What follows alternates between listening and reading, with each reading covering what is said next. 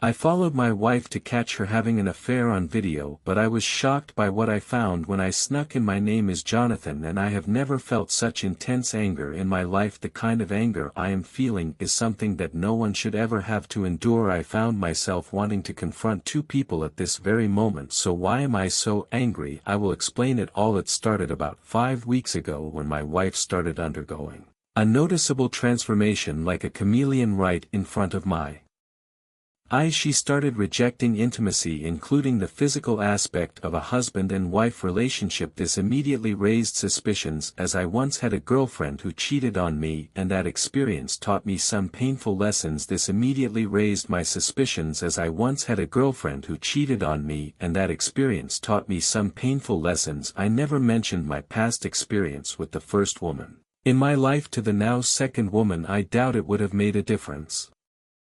Anyway, during the second week of her transformation I decided to dig deeper. I'm not the kind of guy who seeks help from a private investigator or anyone else to solve my problems. No, I'm a hands-on kind of guy. I followed her during her lunch break from work as she parked at the motel and walked briskly to room 104. I knew she was cheating on me. Her job did not require her to interact with customers outside of the workplace. In fact, she had no customer interaction because she worked in the accounting department. Discovering her infidelity was painful, but not nearly as painful as taunting her. Not nearly as painful as the taunts, insults, and slights she had already subjected me to. The man she was seeing was a co-worker of sorts who worked in a different department. That I had heard that he was rapidly advancing in his career and climbing the corporate ladder. After observing them meet 3 times in 2 weeks, I decided on my approach to this issue. I would confront it head-on. That I am too frugal to spend my hard-earned money confirming what I already know.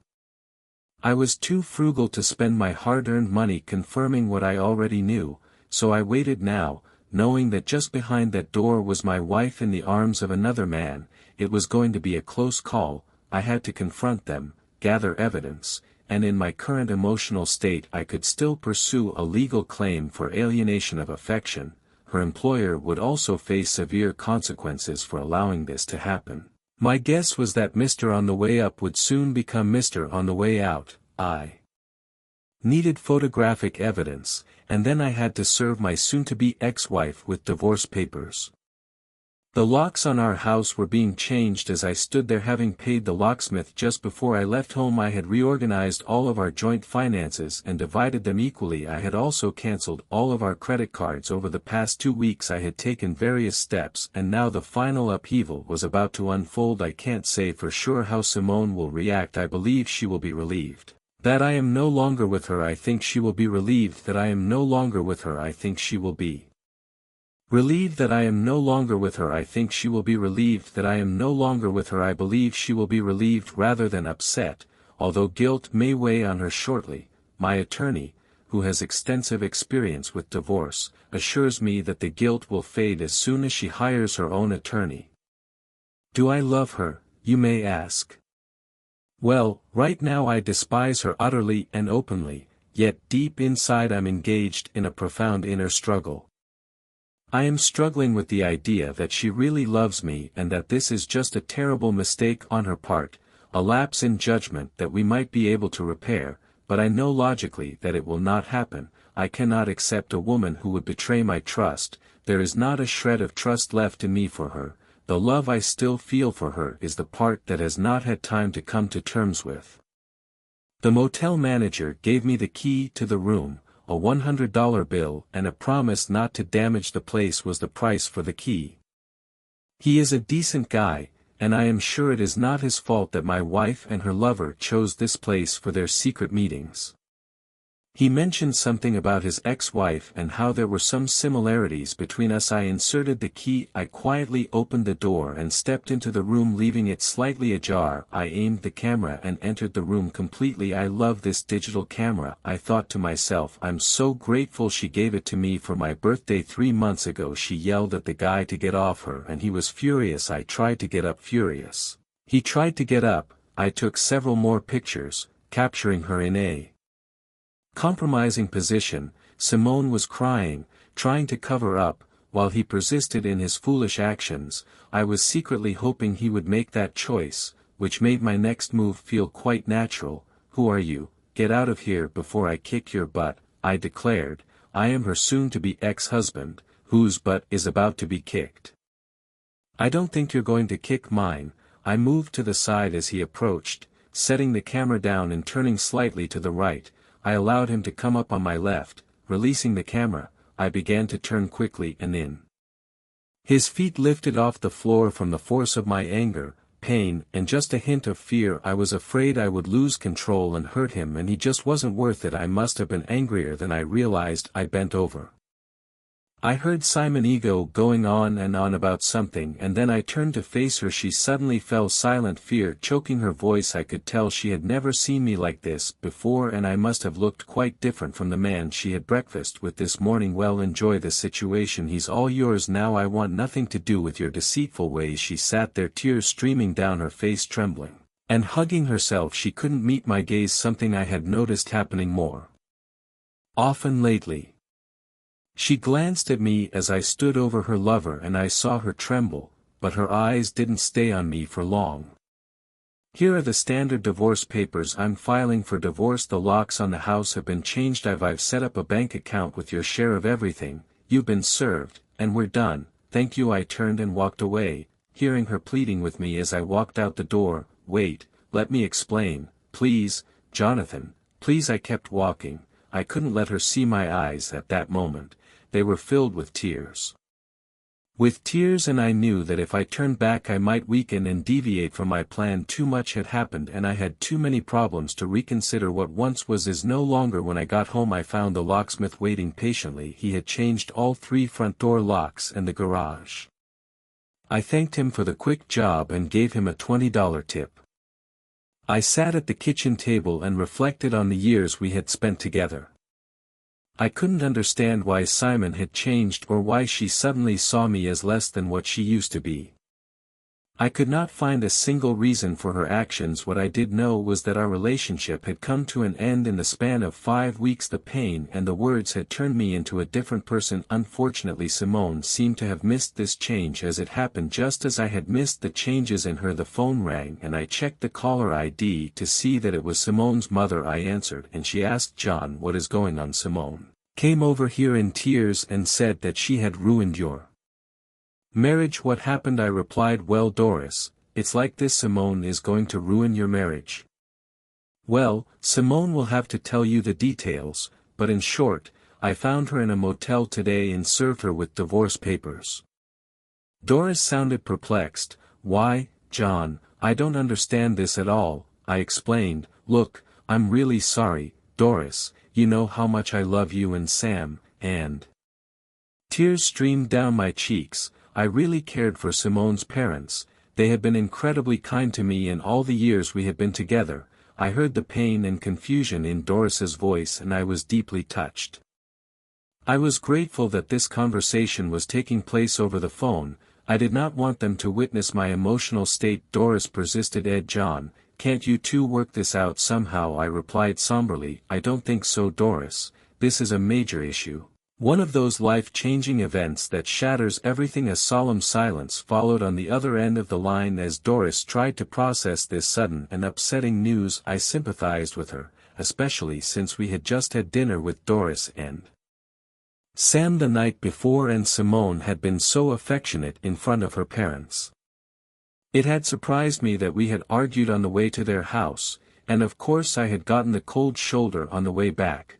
But while we had been the perfect couple at Doris and Sam's, I didn't want our fight to be seen, because I wanted to protect Sam from the hurt caused by his daughter's actions. Now it seemed that I should have warned them somehow before taking the steps I had just taken. Sam's health was not in the best of shape, given the years of demanding jobs and his history of smoking, which had taken a toll on his well-being. Although Doris was in good health, she was always concerned about Sam, and I regretted that I had not given them some form of warning about this chaotic situation. Update: a few days later, my phone rang again, and when I looked at the caller ID, I saw that it was Simone's father. I answered the call, and he began, "John, I need to discuss something regarding my daughter's unfortunate relationship with Simone. I had a genuine affection for Simone's parents, so I agreed to meet with Simone's father, and then I recounted Simone's conversation with her mother when they talked about me and my decision to serve her with divorce papers. I am your mother, and John is like a son to me. I am sorry to hear that John served you with divorce papers, but you have to tell me what happened. It is not enough to mention that John found you in a motel room. I want to know all the details. Why were you in the motel and who were you with? He had been overwhelmed with work, juggling several projects, and it was taking a toll on our personal life. We had talked about it because it was affecting our relationship significantly. I knew that in a few months, all of his hard work would probably result in a promising promotion. Meanwhile, at my job, Greg discovered an error I had made in some employee records. It wasn't a big mistake, but it was a serious oversight on my part that could have jeopardized my upcoming promotion, raise, and career advancement.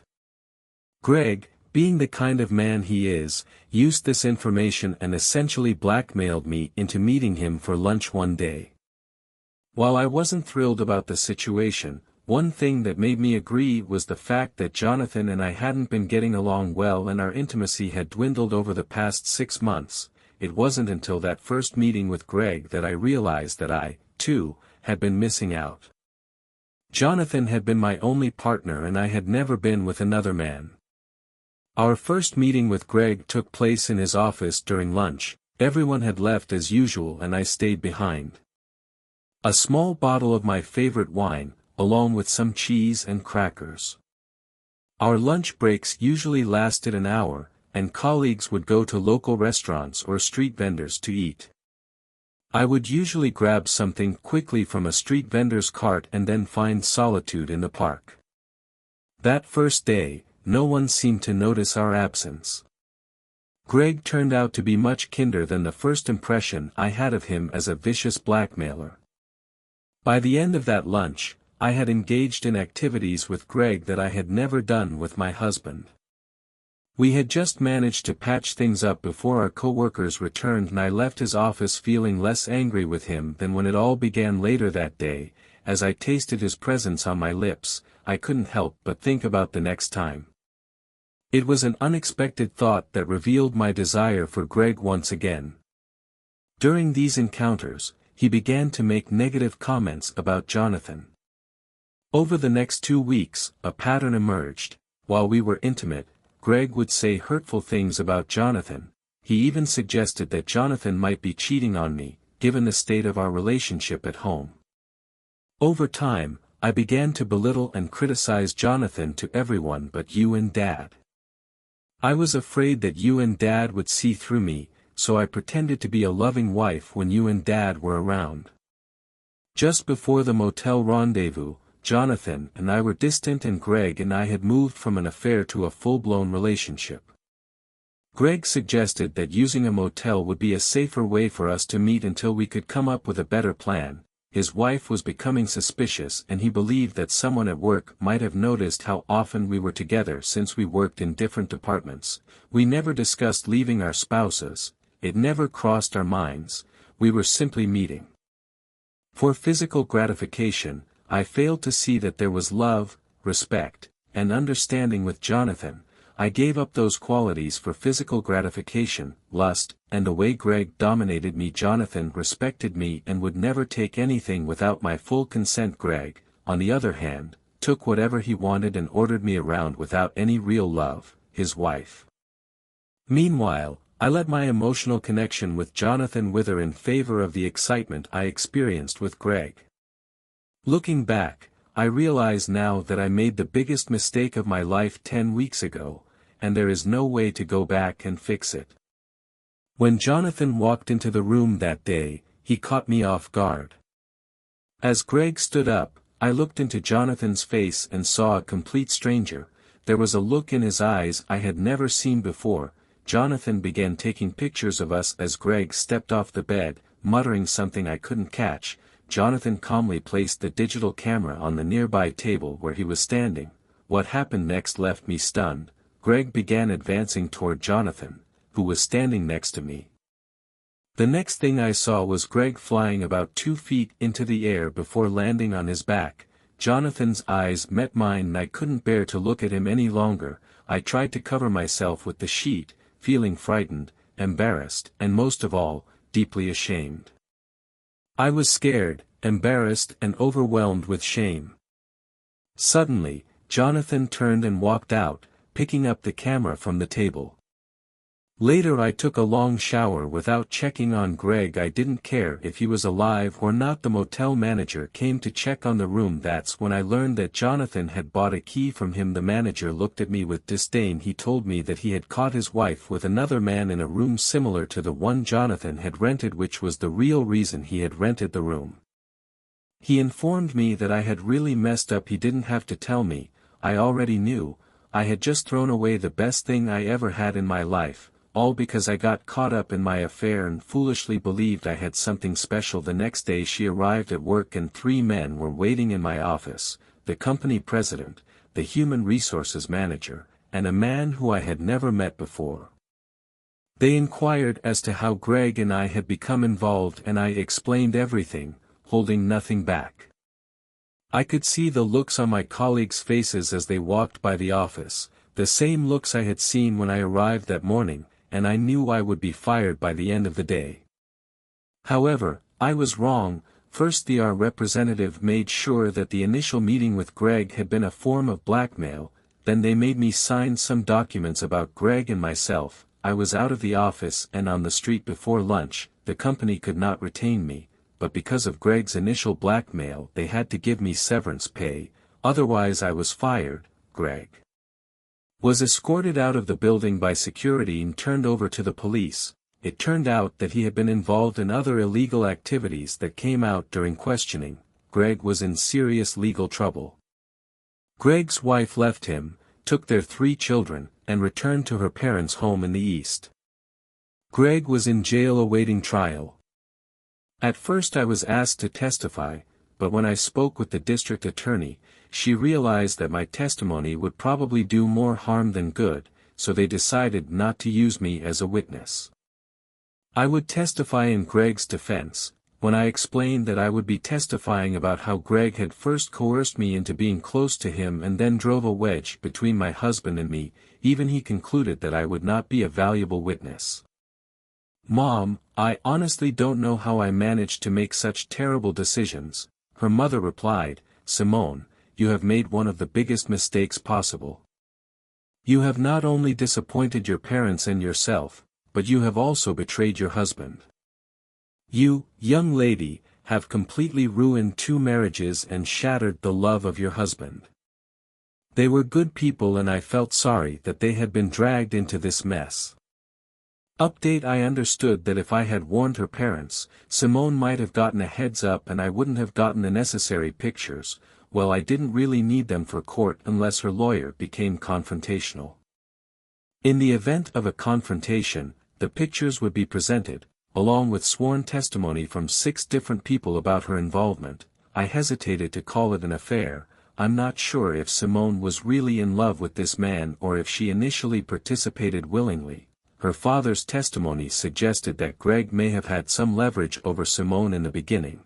My lawyer made the most of the case that had already been filed against Simone's employer, while I was preparing to visit the motel room. He filed the case in court and then, within 20 minutes, was on the phone with the company.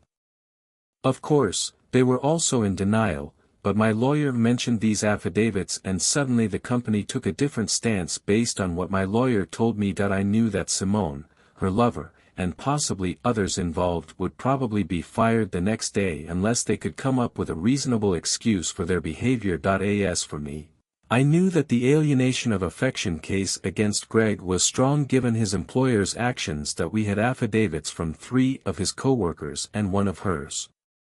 About her classmates.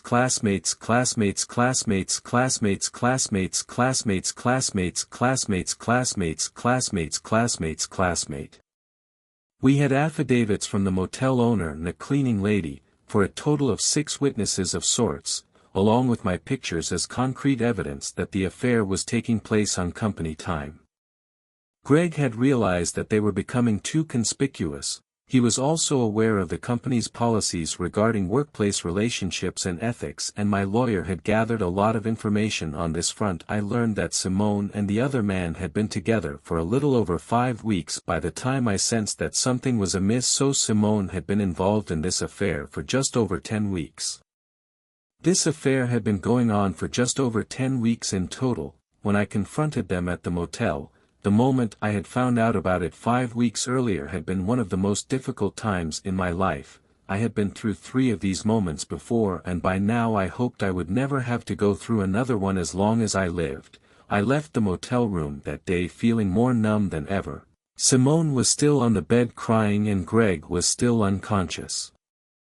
Greg was still unconscious. The motel manager met me in the hallway and I handed him the key. He offered some kind words of comfort. He put his hand on my shoulder. "It's hard now, but it'll get better. Move on, find yourself and then find someone else. You'll be okay," he said. I knew it would be painful for a while depending on how much I had loved and cared for her. Thank you. I'd already thought of that out update. Simone didn't put up a fight during the divorce proceedings. Everything went incredibly smoothly. My lawyer and hers, I think, were surprised. She seemed completely resigned, and although I could see she was suffering, at least she wasn't trying to justify her actions. Once the divorce was finalized, the case against her former employer was wrapped up as well. They just wanted me to disappear, and they were willing to pay my legal fees, court costs, etc. Since then, Simone has had a difficult time. She is alone, unemployed, and lives with parents who have been deeply affected by her actions, adding to her stress. The stigma of being a fraud still hangs over her, and it will take a long time to shake it off, but she has a chance to make a new start. Perhaps she has learned a painful lesson and only time will tell. Greg ended up in jail and I relished that moment. Now he would experience a different kind of intimacy, hopefully from the receiving end this time. I have no sympathy for him. To me he is not a man, he is nothing. He had a wife and 3 children. I met her once during the chaos of the divorce and she was an attractive woman. What a woman. And she was an attractive woman. What a foolish decision Greg made. He had everything and threw it all away in pursuit of some thrill he must have thought he couldn't get from her. I quit my job, which left my employers in shock. They made every effort to convince me to stay, but my personal problems were too overwhelming to continue working effectively. After doing what they could, they offered me a well-written letter of recommendation. I have since found a new job on the West Coast and relocated about a year ago. I met a wonderful young woman who is a real keeper. I still struggle with trust issues, but she has an ex-husband who cheated on her, so we share a common understanding. Story 2. I, a 33-year-old woman, met my husband, a 36-year-old man. I met my husband, a 36-year-old man, on a dating site, not expecting much because my previous experiences on the platform had all been disappointing. Most of my encounters on the site had led to casual relationships based purely on physical attraction, but when I met my husband, things were different because he had long-term plans and goals. As we talked more, I discovered that we had common goals such as coming from small families. He had a brother and I was an only child. This similarity made us want a large family to provide multiple sources of support for our children. We went on numerous dates and our conversations were constant. I felt heard, safe and genuinely happy when I was with him. By this time I had already stopped using the dating site and cut ties with the people I had been talking to. I was content and felt like a better version of myself when I was with him. He always encouraged me to improve. I was thrilled when he proposed to me. But as the wedding day approached, I began to feel increasingly nervous and doubted that marriage was the right decision at this time. Even close friends told me that I was too young to get married and that I might be wasting my youth on one person. On the other hand, my mother assured me that feeling nervous was normal and that my husband was a good person who would take care of me. In all aspects of life, this confusion and pressure led me to reconnect with a person from the dating site whom I had previously had a casual relationship with. We met and one thing led to another, reigniting our passion. Our passionate connection. I never discussed my wedding nerves with my husband. Instead, I continued my secret relationship with a man from the dating site. Even on the day of our wedding a few months after our honeymoon, I discovered I was pregnant with our first child, who is now 10 years old. And we were thrilled. My husband was consistently involved in every aspect of our son's life, to the point where I sometimes felt left out. I assumed it might be postpartum symptoms, but instead of seeking professional help or discussing it with my husband, I turned to the person from the dating site for comfort, and our affair resumed. Over the next few years, we welcomed 2 more sons, currently 6 and 3 years old. Our family was a source of great happiness, and we were on our way to fulfilling our dream of having a large family. The only thing missing was a baby girl. There were no girls in my husband's family, and I had no sisters, so having a daughter or 2 would feel like a blessing. My husband was especially eager for a daughter, but I couldn't get pregnant. As time went on, things became frustrating and intimacy began to feel like an obligation rather than a pleasure. It became stressful and I had no one to confide in. After my affair partner had to move to another state due to a job promotion, after trying to conceive for almost a year without success, we decided to seek help from a specialist. After a series of tests, the doctors confirmed that I was healthy and fertile, but they suggested that my husband be tested. To our surprise, it turned out that my husband was infertile, unable to father children. This revelation raised a concern that I had never considered before, the possibility that our children might not be biologically his. My husband was silent for a while, clearly processing the implications of what I had just mentioned. When we arrived home, he still had not discussed the issue with me. Instead, he called my mother and asked her to pick up the children as soon as they were gone, confronting me about the identity of their biological father. I tried to reassure him that they were his children, since he had raised them, and I had no knowledge that they were not biologically his. I made it clear that I would never force him to raise children who were not his, since that was new to me as well. I admitted to the affair, explaining that it was a way for me to cope with feeling trapped and suffocated in our relationship, to give me a sense of vitality and control. I know I'm not the only woman who's experienced these feelings. Clearly, my husband wants a divorce and intends to pursue paternity tests, but I don't want to break up our happy family. I never would have continued the affair if I had known my husband was infertile and that our children could never be his. I understand that I have acted horribly, but my children are innocent in all of this, and they deserve a family, they deserve a father. I married my husband because I truly loved him, not just for the security he gave me. I did not love him the way I loved my husband. I was simply attracted to him, and our relationship was purely physical. He was aware that I had a husband and we had set boundaries. We did not want anything more from each other. I never considered that my children could belong to anyone other than my husband, as we almost always used protection. And I could not imagine anyone other than my husband being the father of my children. My husband is going through the divorce process and we are already in it. Unfortunately, he does not want to listen to my pleas when I brought up the children and how this would affect them. He insisted on having custody as well. He mentioned that he has financially supported 3 children who are not biologically his, and he will probably be ordered to pay child support, so he wants to make sure he gets his money's worth and sees them as his retirement plan. This deeply upset me and I cried. But he showed no sympathy. My friends tell me that these are the consequences of not listening to their advice. I acknowledge that I betrayed him and admit my wrongdoing, but his attempt to take the children is where I draw the line. I still love him, and his desire to take my children is far worse than what I did. Things have escalated quickly and it seems we've reached a point of no return. Initially, we planned to settle our divorce out of court, but he refuses to pay alimony and constantly belittles me whenever we are together, claiming that he will not pay alimony, insisting that I was the one who betrayed our marriage, and believing that our sons know, they are my sons. He wants to take my children away from me, and he has even managed to turn our oldest son against me. Now my oldest son is giving me an attitude I have never seen before, while we never had the closest relationship. He always recognized me as his mother. He insisted on living with his father, and when the judge granted me full custody, since I am their biological mother and they have no biological connection to their father, he started throwing temper tantrums. I suspect my ex-husband influenced him against me.